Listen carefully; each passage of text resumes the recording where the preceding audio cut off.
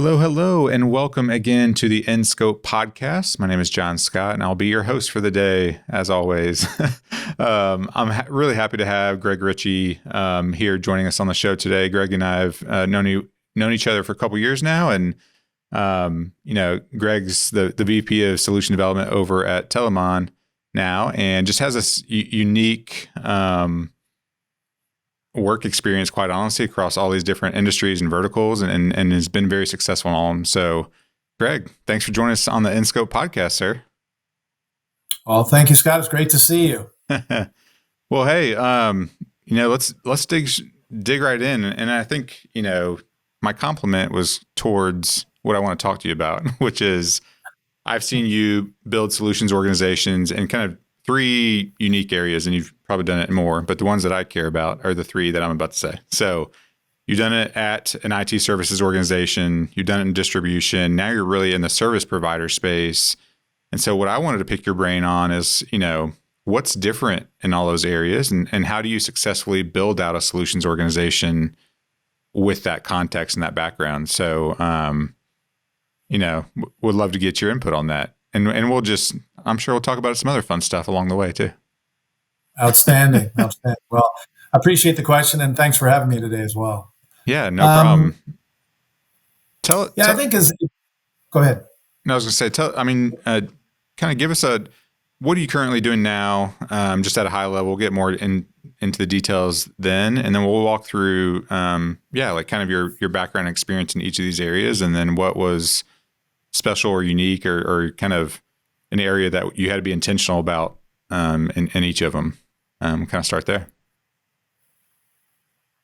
Great. That makes a lot of sense. So today, as you noted, I'm with an organization, Telamon, and really we're a systems integrator, a managed services provider in many instances. And we do see the business going that way. And I think that as the industry has matured, organizations such as ourselves, I think are kind of the de rigueur. If you're going to scale a business and so on, you need to be able to do certain things. But lots changed since I first started, though, as you indicated. Yeah, absolutely.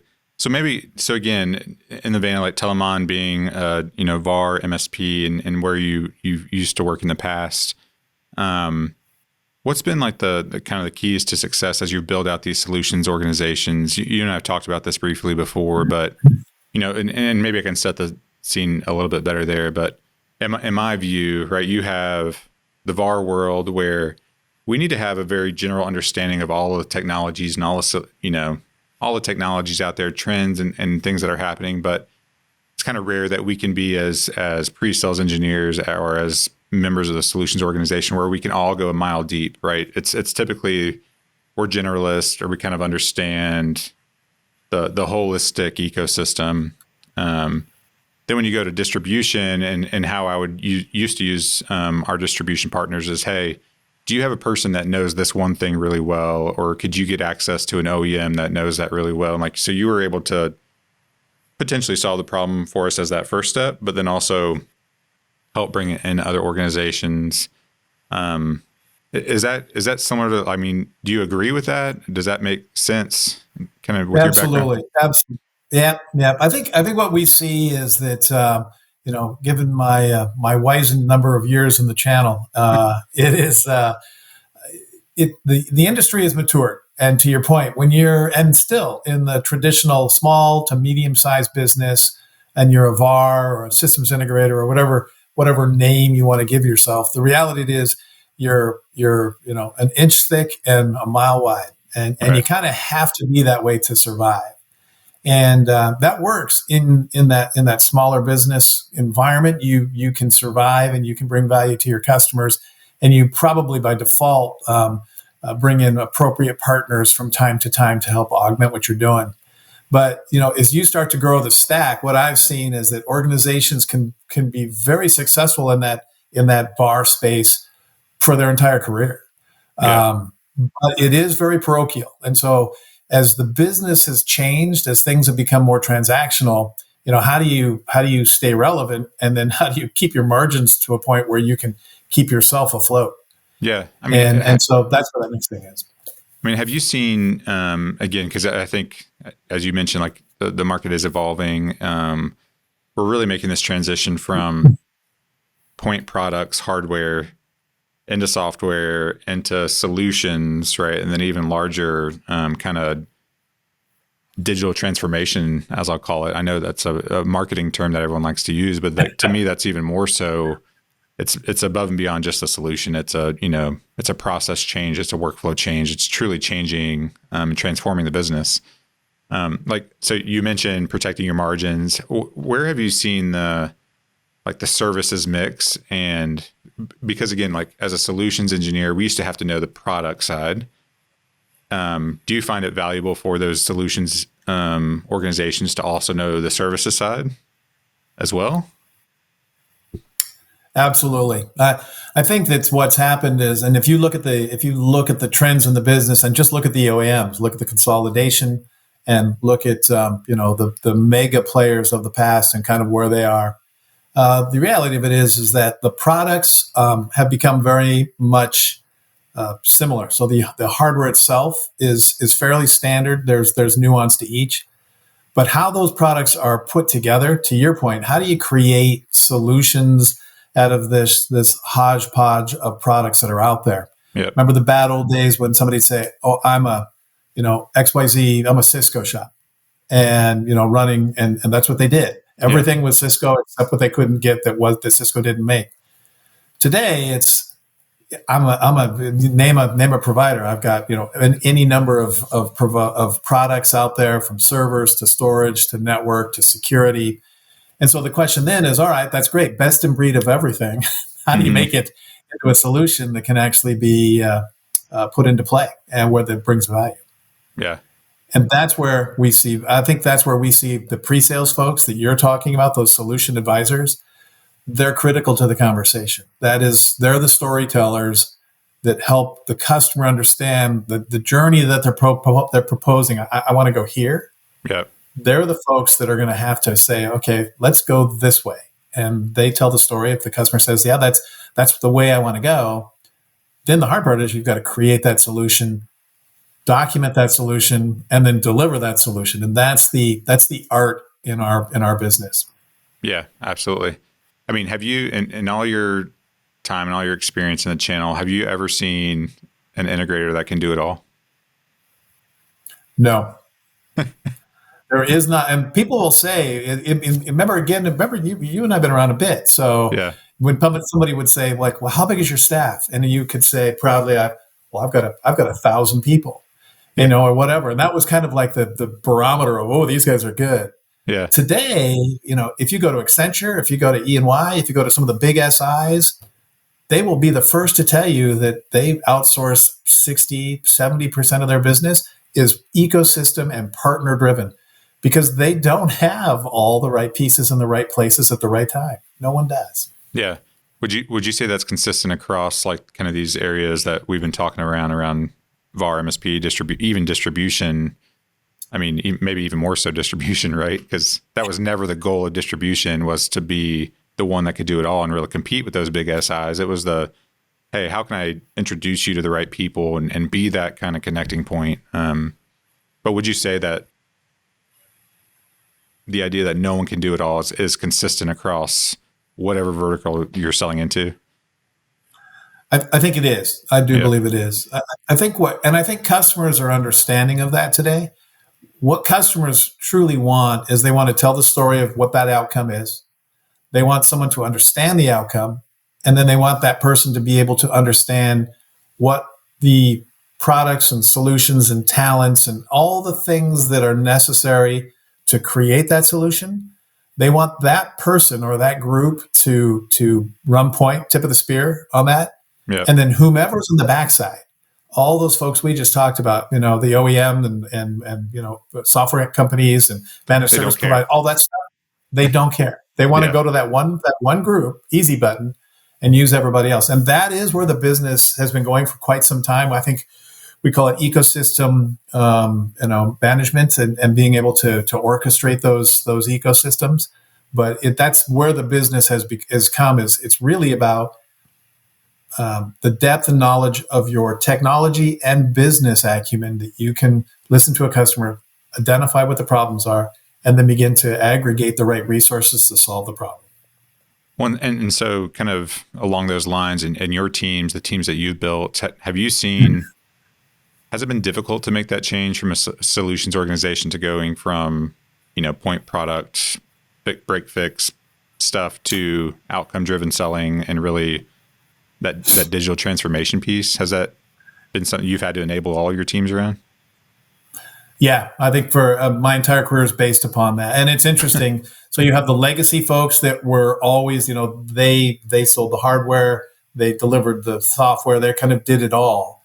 And they're struggling because they don't know necessarily how to create those ecosystems, or they don't trust the ecosystems. And so you create, I won't call it inferior, but you create solutions that may not meet the customer's needs. And hence they begin to struggle, those legacy organizations. Yeah, right. Funny, on the other side of the fence, there's the born in the cloud folks that have come in and they're software driven, SaaS X as a service. I mean, they've got all these great ideas, but they've come to understand that they actually need to be able to know something about and be able to manage the platforms, because when things go wrong, it may not be the software, but the customer doesn't care if it's not if it's the printer or the server. They expect those cloud folks to be the easy button again. They want that resolved. So, so it's been interesting to see over time that the problem's the same. People focus thinking that they're doing the right thing in their particular area of expertise. And again, it goes back. The customer is really looking for a general practitioner who knows a thoracic surgeon and the proctologist. You just, you have to know them all. Yeah. Well, and I think I've talked to some other folks on this podcast and just in general around, the client's expectations, right? They want you as a service provider to understand their business. They want you to understand it. They want you to be curious about it. And in order to do that, you have to talk to them. You have to ask the right types of questions. And a large part of the time, that's the most natural conversation there is from a solutions organization, right?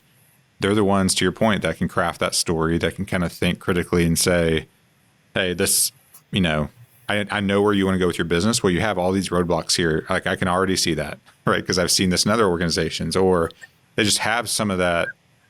And again, it's a combination of technical experience and depth with interpersonal skills. If you have one or the other, you're in a different organization. Exactly. That is very, very true. And you hit it on the head. I think that, if you kind of look at the business and where it's gone, and that is that while you need to be able to tell that story, and we all know that that's an important piece. So you've got to most businesses struggle today with three things. First and foremost, it's just the ability to manage an ecosystem, because they don't know how to do that. And it's almost an art in and of itself. Folks know a lot. If you've been in the business for a while, if you're a reseller, a VAR, a cloud individual, a managed service provider, players, but you typically don't create those consortiums or those relationships where you can bring them in and manage them, where you're a prime and they're subbing. And that is a skill that to scale everyone needs. Well, and the next problem. Well, I was gonna say just on that real quick. Why do you think people are they unwilling to do that, or they just don't have the skill to do it, or why is there so much hesitation to get a partner involved? I think in many instances there's just a lack of trust. It's similar to the sales organizations. As I've done these digital transformations within my career, you have organizations they're not mistrustful. They just don't believe what you say. So a salesperson never wants to introduce a level of complexity or potential failure that they really don't think that they can control. And hence the first thing you have to do when you're going into any organization and you're creating your sales team to manage and sell and tell that journey, you have to have a sales team that's behind you, that believes you can do what you can do. Yeah. So then secondly, you have to be able to actually do it. And then therein is where people become afraid, because I know a certain organization can do XYZ, but I've never really used them. And what happens if they fail? And that's why the ecosystem process takes a little bit of thought. You have to identify partners that you trust, that have a good pedigree, and that you can create relationships with.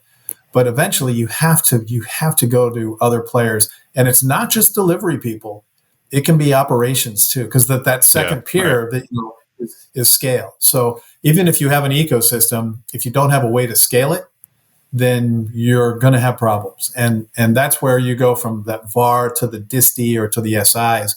That's where people struggle to make that shift. Where do you start when you're trying to decide what kinds of partners, where you're like, how do you evaluate, or how have you evaluated in the past? Like where do you need to layer in partners? How have you done that?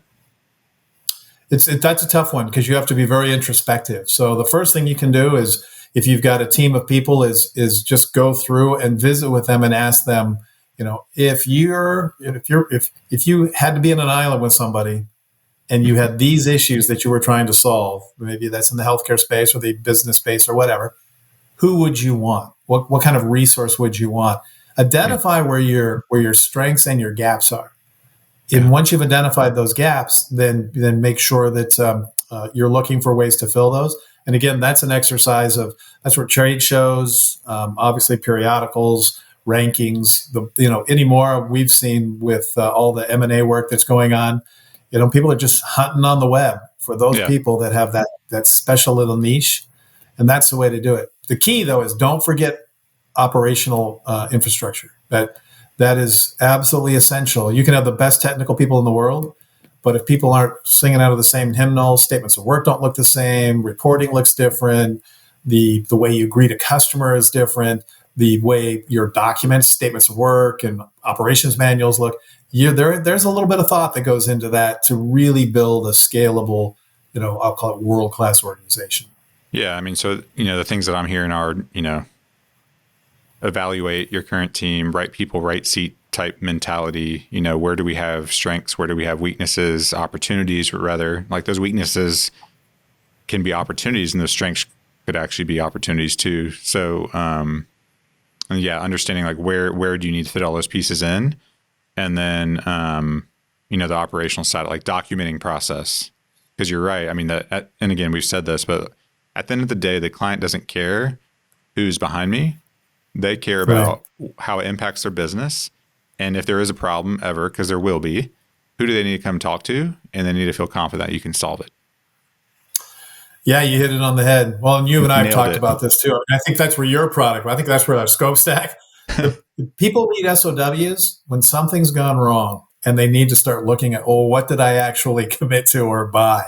And if you have that discipline of a good document that's got change orders and can manage that will keep you out of trouble. And the very fact that you've got the documentation, you can resolve problems quickly. Oh, you said you were going to do this, pull it up. Oh, you didn't say you could do that? Okay, my bad. Carry on. You don't lose. Everybody's happy because they understand what they've done. Well, yeah. And again, it's like, it's always been the internal alignment as well as the external alignment. So sometimes those two things are equally weighted, more times than not, so I agree.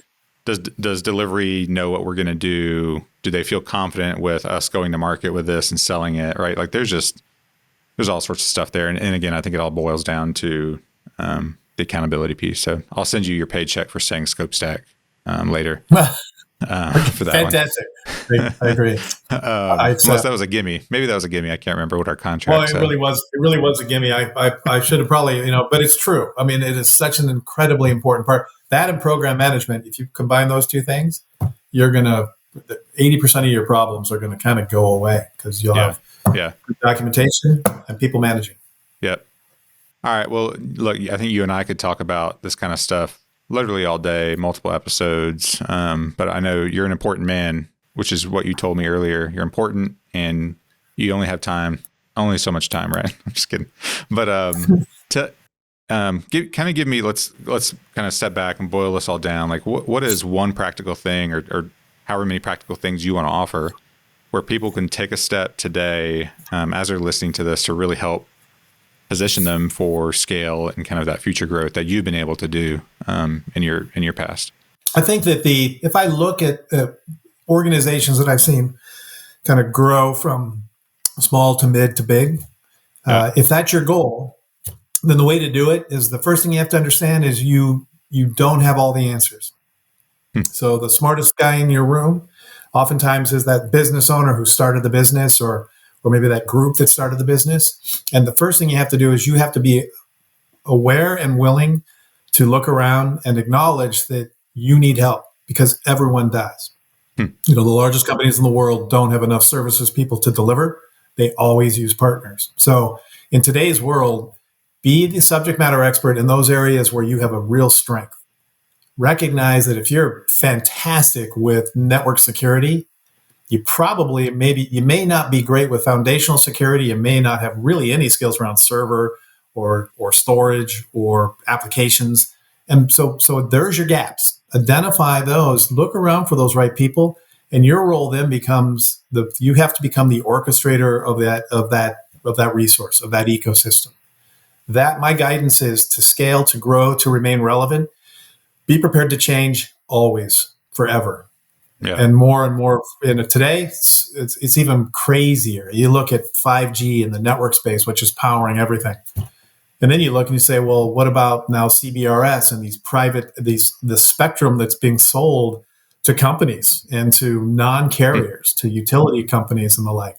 What's going to happen with that infrastructure and how people come to market? It's going to radically change. And be aware of what's going on. Read the articles that are out there and understand where you want to be, and then move in that direction. What you'll find is adjacencies. Oh, I'm going to do, solar power. Suddenly now you're becoming an EV charging guy because you've got a little knowledge around solar power, and they need the network to power and connect all those devices and manage them. And now you need, data capture point of sale because you're charging on the EV for the public as well as for large fleets of carriers. It is crazy. It's a spider, and spider web. And it's amazing how complex, but how rewarding it can be. And you don't have to do it all. You just need to have that managed space, that sound operational base, and you can really grow and have a successful business, not just career. Sound like some real world experience that you were just laying down there, Greg. I have many, many bruises and broken arms. Yeah, but it works. And again, I was just going to say, I think, again, we've said this multiple times, but the client cares about the outcome. I think there's a certain level of confidence in your business and your team to say, hey, we are, like you said, we're really good at this.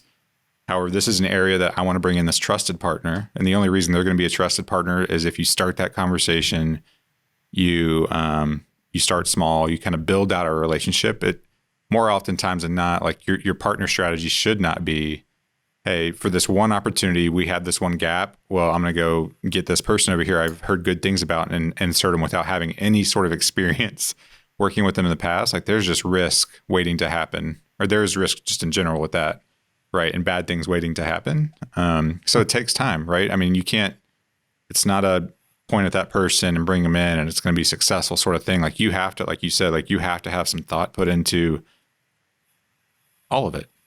But you do need to think through, like you said, it is a spider web, and how can you be better at solving your customers' problems and helping them change business, So it's a great point. Yeah. Well, and I think that, our relationship together, even as, everybody has their expertise. I mean, from an operations perspective, you'd be a great person to talk with around some of those operational core capabilities and competencies. In our world, great around the development of teams and solutions and the orchestration. But if you said, Greg, I want you to go in and, I want you to run fiber and GPON all over this warehouse, I'd be like, but I know a guy, right? So that's where you come in and you start to leverage that. So find the experts that you're comfortable with. You have good relationships, and to your point, reuse them. Create a cadre or a consortium or whatever fancy word you want to call it, but create a group that you can reuse again, and you're going to have just phenomenal success because there's synergy that you create, and that's another requirement. You can't go one in a row. That's tough.